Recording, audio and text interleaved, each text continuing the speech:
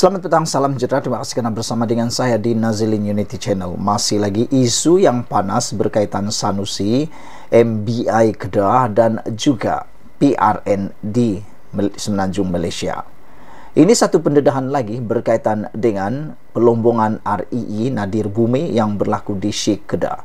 Ini satu pendedahan dan juga satu pembongkaran oleh Menteri KDN yang benar-benar mengejutkan kita semua. Anda wajib mengikuti detik demi detik video ini supaya Anda mengerti, Anda memahami apa sebenarnya yang berlaku ketika kelulusan melombong RII di SIK itu diberi. Ini Anda harus ikuti, barulah Anda faham apa yang berlaku di sebalik kes besar ini yang telah secara tidak langsungnya membuatkan parti PAS, pemimpin PAS yang kononnya didakwa bersih sebersih-bersihnya, kini menjadi dalam sekelip mata terpalit dengan isu yang amat besar seperti ini. Menurut Saifuddin, tidak ada agensi beri kelulusan melombong RII di SIK. Wah, ini memang mengejutkan kita. Sebanyak 13 agensi kawal selia aktiviti pelombongan di negara ini tidak memberi sebarang kelulusan kepada Kedah untuk aktiviti melombong unsur nadir bumi PEE atau RII di hutan simpan Bukit Enggang SIK. Perkara itu didedahkan Menteri Dalam Negeri Datuk Seri Saifuddin Ashushan Ismail. Beliau berkata, kerajaan negeri di bawah pimpinan Menteri Besar Datuk Seri Muhammad Sanusi Maknor sebaliknya hanya memberikan kebenaran eksplorasi di bawah enakmen mineral negeri kepada syarikat terbabit. Katanya, semakan dilakukan jelas menunjukkan tidak ada satu agensi pun berkaitan kegiatan pelombongan pernah memberikan kebenaran kepada Kedah melakukan kegiatan melombong sejak tahun 2020. Seawal tahun 2020, Sanusi tulis surat kepada bekas Menteri Tenaga dan Sumber Asli Datuk Seri Taqiyuddin Hassan untuk prosedur operasi standard SOP melombong RII. Tetapi SOP perlombongan belum ada lagi. Tapi Kedah keluarkan sejumlah lesen meneroka di bawah enakmen mineral negeri yang sepatutnya bermaksud kebenaran untuk tebuk tanah dan ambil sampai ke makmal sebelum yakin boleh diusahakan. Selepas itu baru minta lesen cari gali. Ada 13 agensi kawal selia sebelum bahan itu boleh dilombong dan ekstra atau ekspor. Dalam kes Kedah, tak ada satu kelulusan agensi kawal selia. Sedangkan kes melombong berlaku katanya. Wah, ini memang haram seharam-haramnya. Beliau berkata demikian selepas menghadiri taklimat projek menaik taraf loji rawatan air Jenun Baru di sini hari ini. Mengulas lanjut, Saifuddin berkata, pendedahannya mengenai kejadian kecurian RII di Kedah adalah permulaan kepada lebih banyak siri pendedahan selepas umum mengetahui mengenainya melalui tangkapan Januari lalu. Kes tangkapan pertama Januari lalu masih disiasat Jabatan Perhutanan Negeri Kedah serta Jabatan Mineral dan Geoscience. Ada kertas siasatan masih belum disiapkan lagi. Belum ada penamat kepada kertas siasatan, tapi Ketua Pegawai Eksekutif MBI bagi lagi surat kebenaran kepada syarikat buat eksplorasi pada Mei.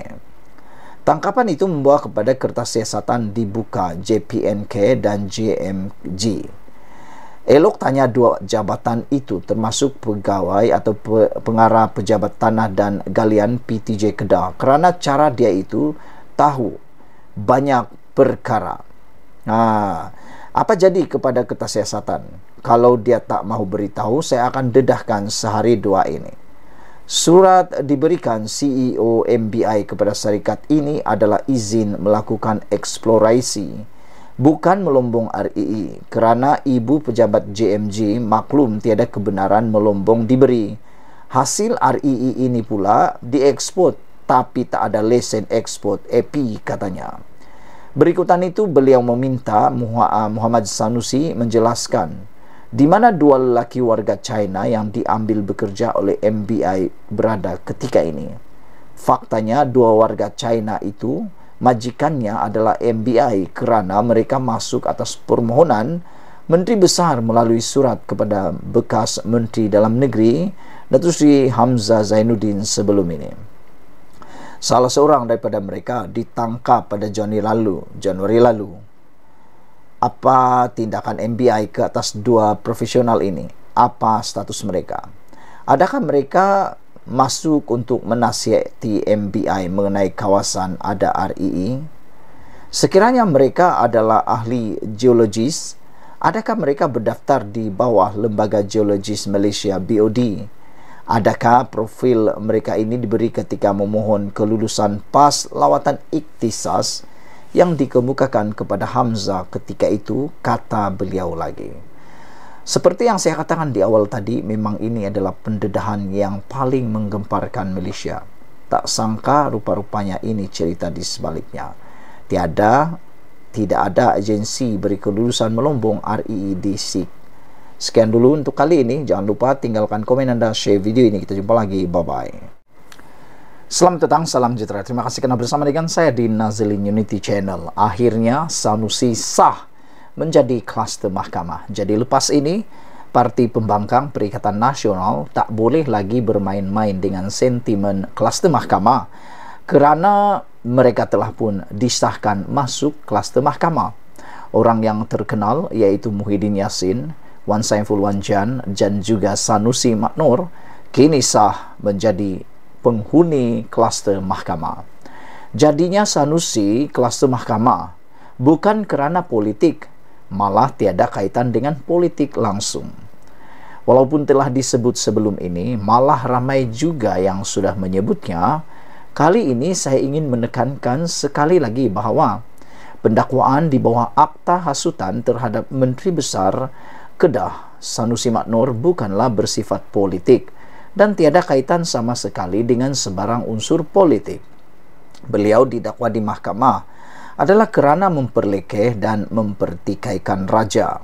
Pertama, terhadap Sultan Selangor dalam pelantikan Menteri Besar, dan kedua, terhadap yang di-Pertuan Agong berhubung pembentukan kerajaan perpaduan. Dakwaan mempertikaikan Sultan Selangor dan Agong itu dibuat Sanusi dalam ucapan terbuka yang bererti ia memperlihatkan kecenderungan untuk menghasut dan membangkitkan perasaan tidak setia kepada raja. Harus difahami bahawa pelantikan Menteri Besar adalah hak serta budi bicara Sultan sesebuah negeri dan memperlekeh pelantikan yang dibuat Sultan adalah bererti sama seperti memperlekeh kebijaksanaan baginda. Begitu juga dengan penubuhan kerajaan perpaduan. Keceluparan Sanusi menuduh Agung tidak pernah menitahkan perkara itu adalah juga keterlaluan, menyeleweng dan seolah-olah merendah-rendahkan kebijaksanaan baginda dalam menyelesaikan kemulut politik negara. Perkara itu bukan saja difahami memang titah baginda, bahkan Muhyiddin Yassin selepas menghadap Agong sesudah PRU 15 lalu juga ada menyebut tentang hasrat penubuhan kerajaan perpaduan oleh baginda itu. Muhyiddin memberitahu Perikatan Nasional menolak idea penubuhan kerajaan perpaduan atau unity government yang dicadangkan Agong itu. Jika idea menubuhkan kerajaan perpaduan bukan sesuatu yang dititahkan Agong, bagaimana Muhyiddin boleh menyebut mengenainya? Makna mudahnya, menubuhkan atau penubuhan kerajaan perpaduan memang merupakan idea serta titah Agung dan bukan direka-reka oleh Anwar sebagai didakwa oleh Sanusi. Berdasarkan keceluparan Sanusi memperlekeh dan mempertikai dua raja dengan dua perkara yang berbeza itu, beliau memang sepatutnya didakwa di mahkamah dan kini secara langsung bergelar kluster mahkamah. Dengan itu, pendakwaan terhadap Sanusi tiada kaitan dengan politik, tidak berunsur politik dan tidak untuk kepentingan politik mana-mana parti dalam kerajaan sebagaimana dituduh oleh pihak-pihak tertentu. Tindakan yang diambil adalah semata-mata berdasarkan kesalahan atau kebiadaban yang Sanusi lakukan terhadap raja. Lebih daripada itu, kalau kita lihat juga semua laporan polis terhadap Sanusi termasuk oleh ahli-ahli Dewan Diraja Selangor, semuanya adalah berkaitan perlekehannya terhadap Sultan Selangor.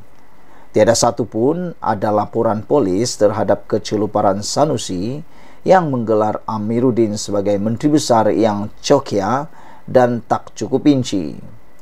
Hal yang sama juga dalam konteks istilah kerajaan perpaduan yang Sanusi dakwa hanya rekaan dan gembar gempur Anwar saja. Tiada laporan polis berkaitan tuduhan fitnah yang dibuatnya itu kepada Perdana Menteri.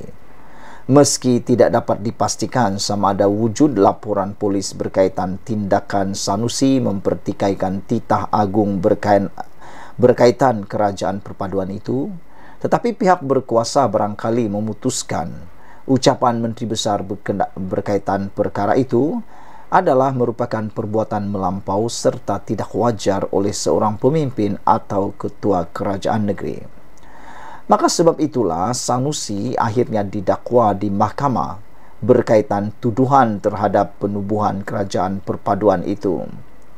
Melihat bagaimana kedua-dua isu dijadikan modal oleh Sanusi, persoalan yang timbul, berpolitik parti Islam apa kalau nama raja sewenang-wenangnya boleh diheret dalam kegairahan untuk memperolehi undi. Mudah kata, disinilah perlunya akta hasutan untuk terus melindungi kedudukan raja-raja sebagai payung kepada rakyat jelata. Bagaimanakan kalau ada 10 orang? Bayangkan kalau ada 10 orang macam Sanusi dan di waktu yang sama tiada akta hasutan. Coba bayangkan.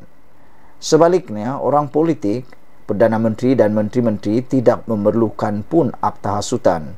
Kerana jika difitnah, dipertikai dan diperlekeh secara keterlaluan, mereka boleh memfailkan saman atau membuat laporan polis terhadap sesiapa yang menuduh demikian. Tetapi atas kedudukan istimewa mereka, raja mesti sentiasa dilindungi oleh akta hasutan. Sabuddin Hussein, 20 Julai 2023. Saudara-saudara sekalian, apa pendapat anda tentang isu kali ini? Sekian dulu, ikuti terus ulasan selepas ini. Selamat petang, salam sejahtera. Terima kasih karena bersama dengan saya di Nazlin Unity Channel. Akhirnya, sekali lagi Anwar Ibrahim mendedahkan penjelasan yang kita tunggu-tunggu. Raja mengatasi politik. Itu peringatan Anwar Ibrahim terhadap pembangkang hari ini. Apa pendapat anda semua? Patutkah perkara ini harus terus diingatkan hari demi hari, jam demi jam kepada pembangkang? Walaupun mana-mana pihak dalam kerajaan terbuka menerima kritikan, Perdana Menteri Anwar Ibrahim mengingatkan pembangkang agar mengelak daripada mengkritik raja-raja Melayu. Anwar berkata, beliau boleh menerima sebanyak manapun kritikan daripada sesiapa dan tidak akan sekali-kali menggunakan akta hasutan terhadap pengkritiknya. Paling hebat, kata Presiden PKR itu, beliau akan memfailkan saman atau membuat laporan polis. Tetapi kalau caci raja, saya dah jawab, itu hadnya. Kerana raja itu mengatasi politik, kata Anwar. Raja ini bukan ketua parti, tetapi ketua negeri dan ketua negara. Katanya pada sebuah program Al-Hijrah di Tanjung Karang, Selangor.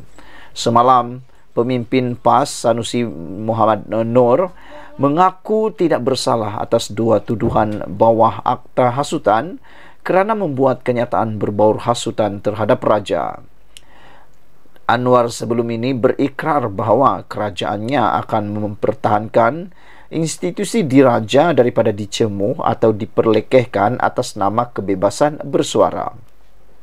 Malam ini Anwar menyangkal dakwaan bahawa kerajaannya menyalahgunakan kuasa dan melakukan pendakwaan terpilih terhadap pembangkang. Anwar berkata, jika beliau mahu mengambil tindakan apabila dikritik, sudah tentu beliau akan berbuat demikian dari mula lagi. Namun, katanya, beliau tidak boleh berbuat demikian kerana Malaysia menegakkan kedaulatan undang-undang.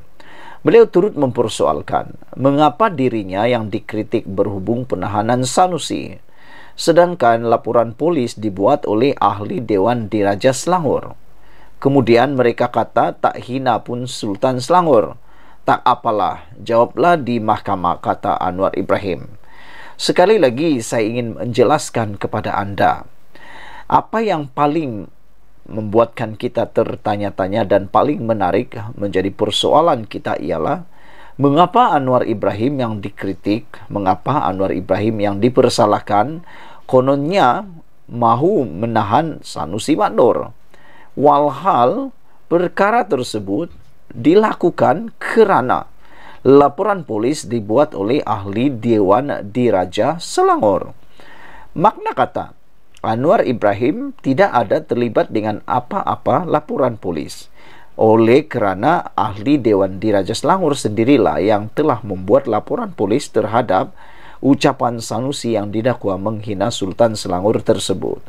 Susulan tuduhan dikenakan terhadap Sanusi, pengerusi Perikatan Nasional juga iaitu Muhyiddin Yassin menuduh kerajaan semakin galak menggunakan tindakan undang-undang untuk menekan lawan politik.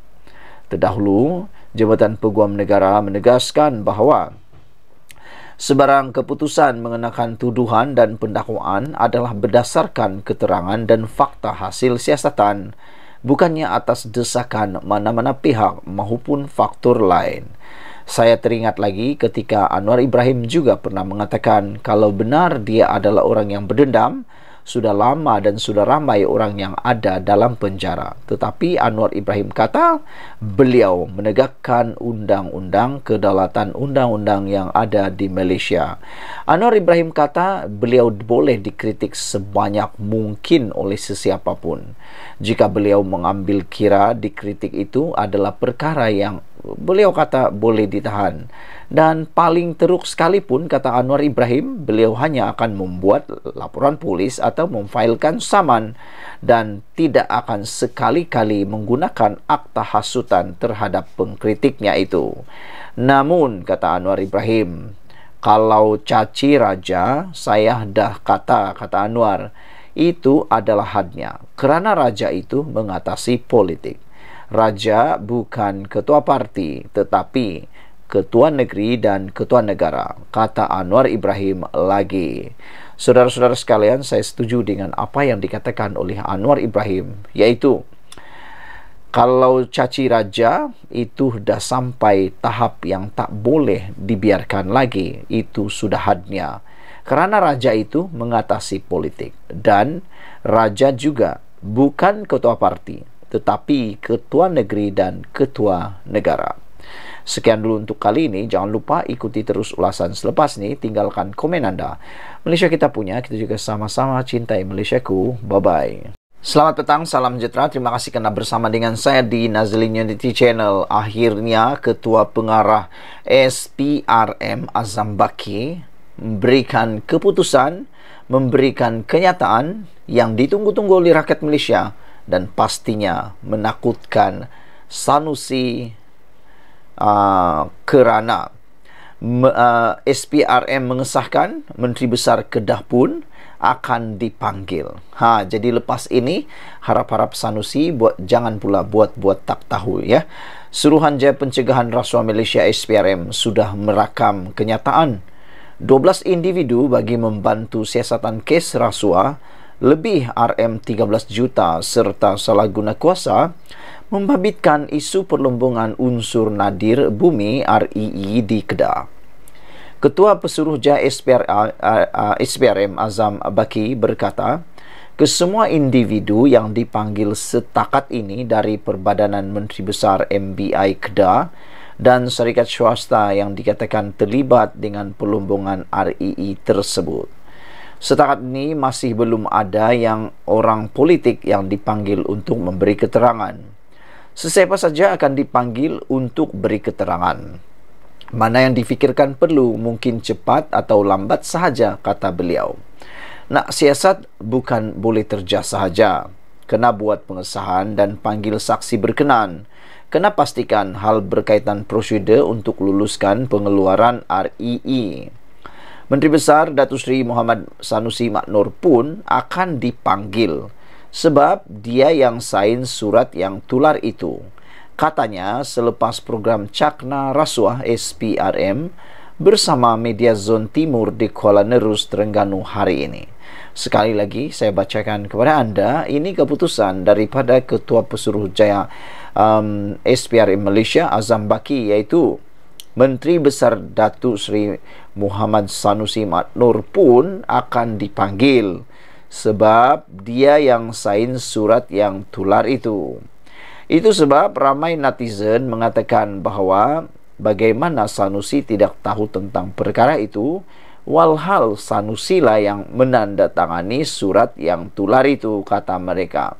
Kalau dia tak tahu tentang hal itu, ini menunjukkan mungkin Sanusi kurang arif, tidak ambil peduli atau acuh tak acuh, kata mereka. Tapi kalau Sanusi tahu tentang hal itu, kata mereka, jadi kenapa boleh berlaku pula? Itulah yang menjadi persoalan dan perdebatan buah mulut netizen dalam media sosial pada waktu ini. Azam Baki berkata, SPRM juga sedang mengesan beberapa saksi dari China yang dikatakan membuat pelaburan dalam perlombongan REE tersebut untuk turut membantu siasatan.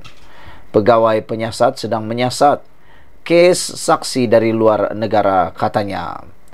Mengulas dakwaan SPRM ditekan oleh pihak tertentu supaya mempercepatkan siasatan kes REE susulan pilihan raya negeri PRN semakin hampir.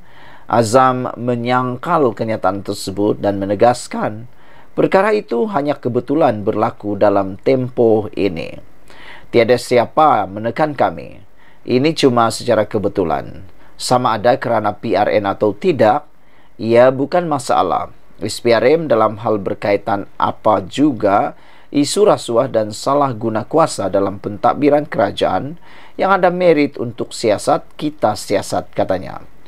Semalam, seorang pegawai kanan MBI Kedah dan seorang wanita yang merupakan pengarah sebuah syarikat ditahan bagi membantu siasatan kes rasuah lebih RM13 juta serta salah guna kuasa membabitkan isu perlombongan REE di Kedah. Sumber SPRM berkata, suspek yang berusia 63 dan 40 tahun itu direman 3 hari hingga 21 Julai selepas ditahan di Alusta, di sekitar Alusta, Kedah serta Ibu Negara. Menurut sumber, syarikat terbabit dipercayai telah menjalankan aktiviti perlombongan itu secara haram sejak tahun 2020 dan mendapat perlindungan daripada pihak berkuasa tertentu. Jadi sesuailah SPRM cepat-cepatlah siasat perkara ini. Jangan biarkan perbuatan haram seperti ini, perlombongan haram seperti ini dapat perlindungan lagi daripada pihak berkuasa tertentu. Kalau benar ianya dilindungi oleh pihak berkuasa tertentu, itu adalah sesuatu yang menjijikkan. Sekian dulu untuk kali ini. Ikuti terus ulasan selepas ini.